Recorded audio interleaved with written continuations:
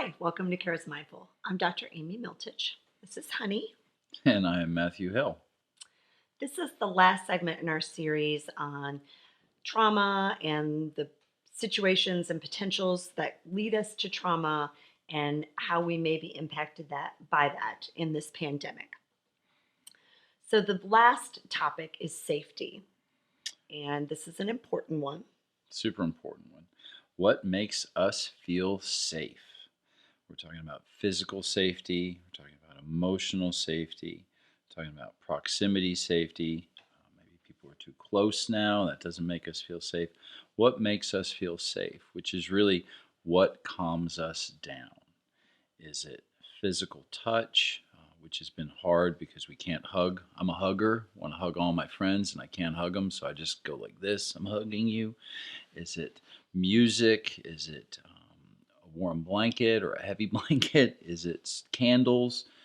Am I putting pillows around me if I'm sleeping alone when my lovely fiance is out of town? What makes us safe? Feel safe. Right. And some of those things have changed since this pandemic. As Matt mentioned, you can't hug people the way you'd want to unless you actually are kind of in shelter and I forget what it's called. What's it Quarantined. called? Quarantined. Shelter in place. Shelter in place. That's it. If you're in shelter in place with somebody, but right. Other friends that you're not around all the time, can't hug them. So things have changed. So what are the things that calm you, and the things that have change that you can't do, how can you modify that so that you still have them? When our bodies are traumatized, they feel unsafe. So we're kind of on that constant state of guardedness and alert. And we get that same flight or fight syndrome that I mentioned in some of the earlier clips.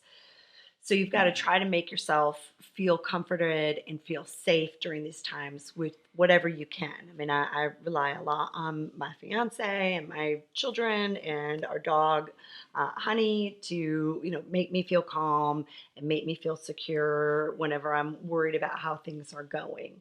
The other thing I would say about this is, to wrap things up, to go easy on yourself. So practice a little self-compassion. I think I hear a lot of people be really hard on themselves, that they're not doing very well during these times, that it's really hard. And what I say to them is, it's okay. This is hard on all of us. What do you need? What is going to calm you? What's going to make you feel better? We're probably not going to be as productive as we normally are on a daily basis, because you know what? Our whole world has been turned upside down.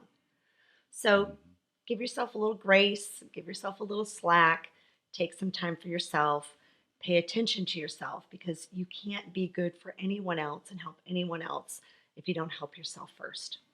Correct. And men, it's okay not to have it all together. It's okay to share with other men that you don't know what's going on, that you're scared, that you're frightened, that you just don't know. We're supposed to know. And right now, a lot of us don't know. And that's okay. As Amy said, give yourself a little slack, cut yourself a break.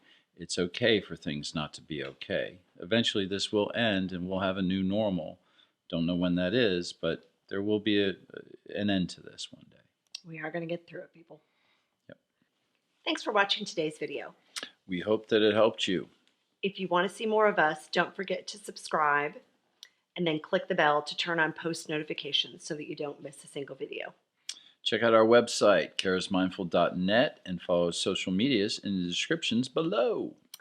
And if you have any questions, leave us a comment. See you in the next one. Bye.